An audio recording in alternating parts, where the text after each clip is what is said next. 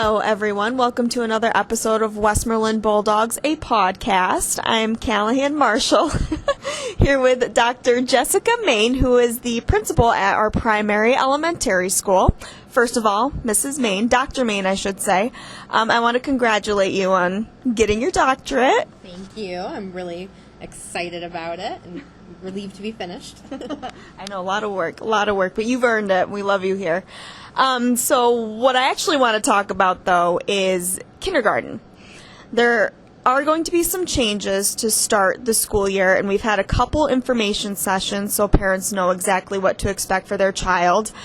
So could you explain what those information sessions were about, and for parents who couldn't possibly make it, what they need to know? Sure, absolutely. So after doing a lot of reflecting and talking with parents and teachers about the process for kindergarten screening, we've decided that this year we were going to try something new and innovative with the hopes of really learning as much as we can about the whole child that is coming to us in kindergarten. And it's really about helping us to make the best possible placement decisions for our kindergarten students with the hopes of really setting them up for a successful year. So in the past, our screening process has looked like choosing a couple of days over the summer and having students come in for a 45-minute to 1 hour session where they would meet with a general education teacher for the completion of the Bergantz, which is an academic screening tool that we use just to kind of gather some baseline academic data. And then they would cycle through other staff members, such as the nurse, for a hearing and vision screening, and our speech pathologist for just a basic speech and language screening, looking at articulation, so how they produce sounds, and then their basic language skills, vocabulary, basic concepts, things of that nature. So between those three avenues, we would collect general information about the child and then utilize that to strategically plan class lists. And that was just a quick thing. Yeah, so the kids come in, they spend, like I said, 45 minutes to an hour, and they leave. And that is the bulk of the information that we, have to make our decisions. And while that's really helpful, in our planning, we feel like we can do better and really get to understand, knowing more about the child and his or her social development, his or her emotional needs and strengths, and then, of course, the academic piece. So it's really about learning as much as we can about each child and really appreciate the strengths that the child's bringing to the table. And give them the best education, right? Yeah. Absolutely, because we will be able to see with our switcheroo process how kids learn, how they engage with adults and how they engage with peers, and we can utilize that information in our planning for instruction and our grouping of students, which in a one-on-one setting in our previous screening process, you don't always get to see those things just because time is a limit. Now explain the switcheroo. What is it? It's very different than what you just described. Yes, it is very different. So the switcheroo process allows our teachers and a number of support staff that we have, such as our reading specialist, our special education teacher, our school social worker, guidance counselor, health and wellness coordinator, principal, instructional coaches, really a number of different staff to observe and spend a lot of quality time engaging with students, observing their interactions, tracking and monitoring the strengths that we see that are both academic and social. So, for example, putting them in situations where they have to collaborate and work together, seeing how they share with each other, how they ask for materials, how they request help if they need it. Seeing all of those things will help us to best figure out what their permanent classroom placement looks like. So the switcheroo itself is 8 days long. Each child is assigned to a home-based teacher, which is one of our 3 kindergarten teachers. And these teachers I should say, have worked collaboratively this summer, with myself and our instructional coach and our director of curriculum, Mr. Polera, to really craft consistency among the grade level in terms of routines, procedures, expectations, and curriculum, so that they're all on the same page as one big community. So each child's assigned to the home base, and for the first 8 days, they will begin their day with their home base teacher and their home base cohort of students. And then after that morning introduction happens each day, they will all transition and move to the library for some whole group and small group STEAM activities with Mrs. Davis and the team of teachers that I had previously mentioned, to engage in just some really unique and innovative hands-on learning activities. And through these very strategic learning activities, this is how we'll learn about your child's strengths and needs. And so that's the morning as a whole group. And then in the afternoon, 67. Oh yeah, all Okay. 67. All right. We are going to put them all together, which That gives them, I think, an option to communicate with kids too, to see how they interact with certain children. So I feel like it's good for their communication skills. So it's really great. The other piece is, when you think of that number 67, that's a lot of kids. Kids that aren't familiar with each other to a certain degree. So our kids will have the opportunity to really get to know all of the kindergarten kids and all of the kindergarten teachers. So going back to that big community feel, making sure that we've established a really good environment where our kids feel comfortable and safe. This is hopefully going to foster that. Within that morning period of those 67 kindergarten students, they will be broken apart into pairs and small groups. We will do some whole group activities. It's going to be really, really flexible based on what those activities are. But I think having them all together as one big group is really going to help us to get to know them and to get them comfortable with being in school and who's around them on a daily basis. Now, you touched on the morning and what's going to happen in the morning. What's going to happen in the afternoon with them? So the afternoon is a really critical time because it's going to be our core instructional block for these first 8 days. Each of our kindergarten teachers is going to take a core instructional area. So one teacher will work on the phonics piece, which is teaching kids letter names, letter sounds, using our Foundations program that's very much aligned to the science of reading and just building those early literacy skills. The second teacher will be working on vocabulary, reading and listening comprehension through our interreading series.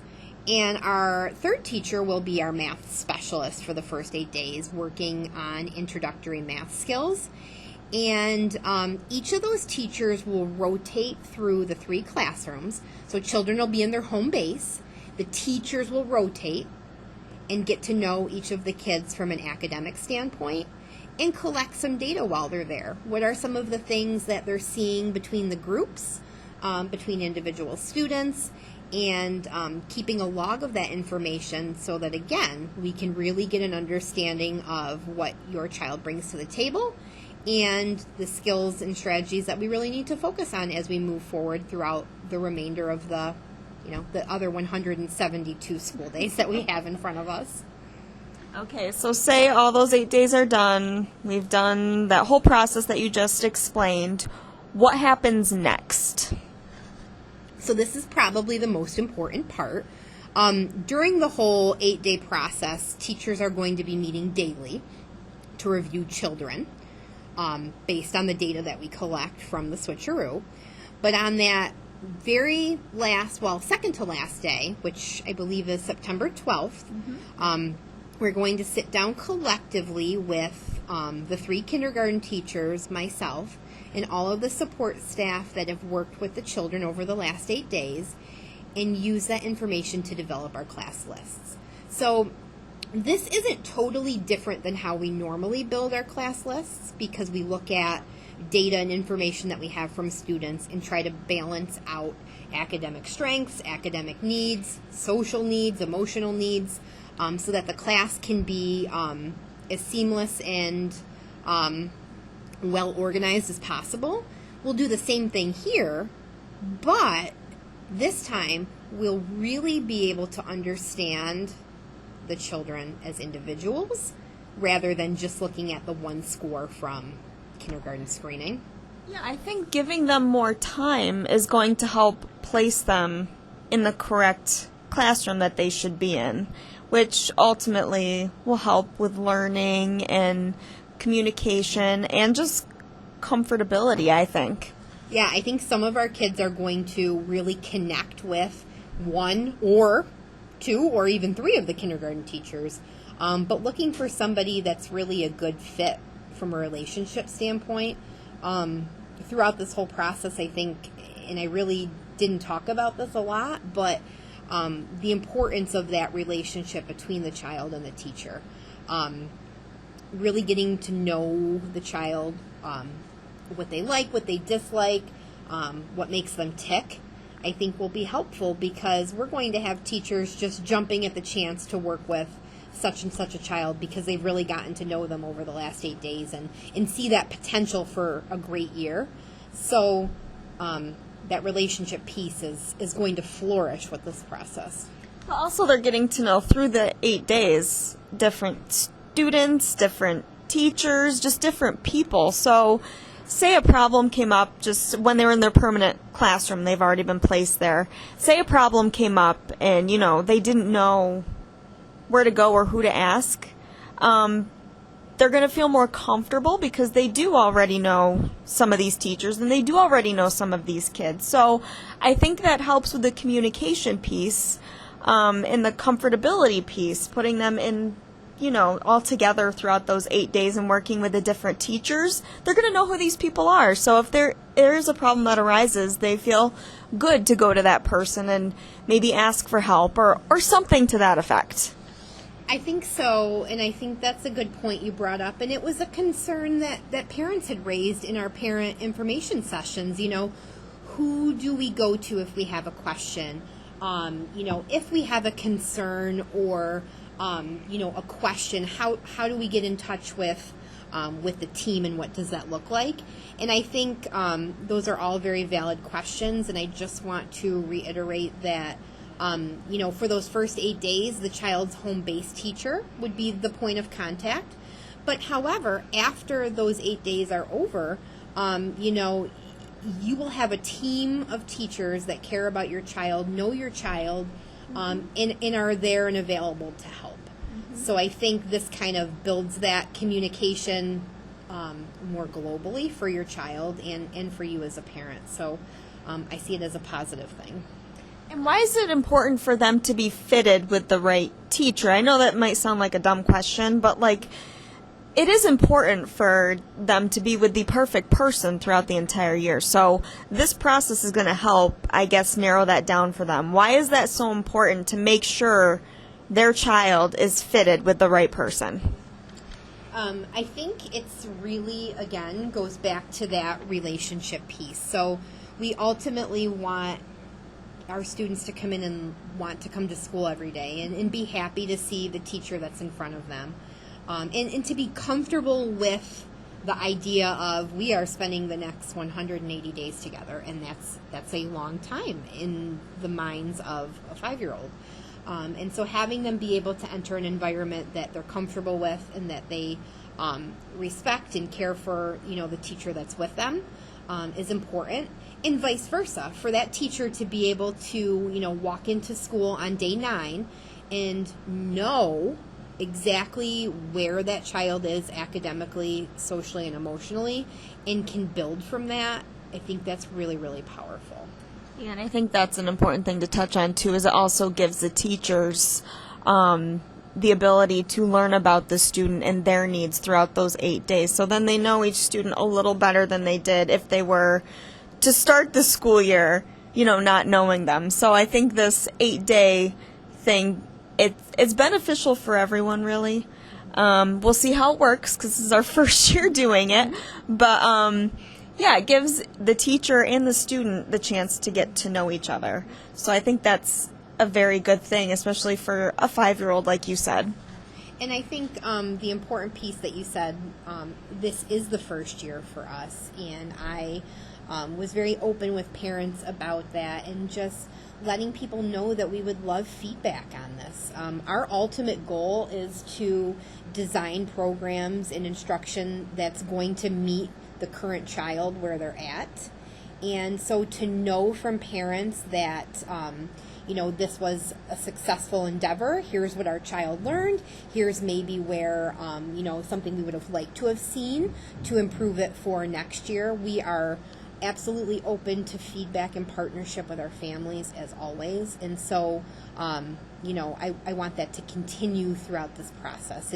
It's meant to open up those lines of communication and really, really partner with families even more than we have done in the past. Okay, so for those who couldn't make it to these information sessions and need to hand in their paperwork, or if anyone even has any questions, who should they contact? Give me, emails, phone numbers, whatever you can give me, to let parents know how they can reach you. Absolutely. So I'll start with the paperwork piece. So the enrollment paperwork was sent home to all of our incoming kindergarten students who are registered. That paperwork is due July 31st. Of course, we are going to accept any paperwork for enrollees that has not been turned in yet, but we would like that information as soon as possible. Our district has just moved to a centralized registration process, so any paperwork can be turned into Mary Barber at the district office, and her phone number is 315-557-2658. I would recommend just calling. You can either call her directly or call the primary elementary before dropping the paperwork off. But just as we've been collecting paperwork, it's important to make sure that all of the required paperwork is there. So the enrollment packet includes just general information about your child, but we also do need a copy of their current physical and immunization records, a copy of their birth certificate, and a copy of proof of residency in the Westmoreland Central School District. And generally that can be in the form of like a national grid bill in the parent's name, something to indicate that they're residing at that residence. So that's all of the enrollment paperwork that is required. But if there's any questions about the switcheroo or the process for, any related services or anything at all, please don't hesitate to reach out to me this summer. I can be reached at 315-557-2637 or by email, which is probably best. It's jmaine, M-A-I-N-E, at westmorelandschool.org. And I'm more than happy to answer any questions or sit down with families and talk through this process a little bit more.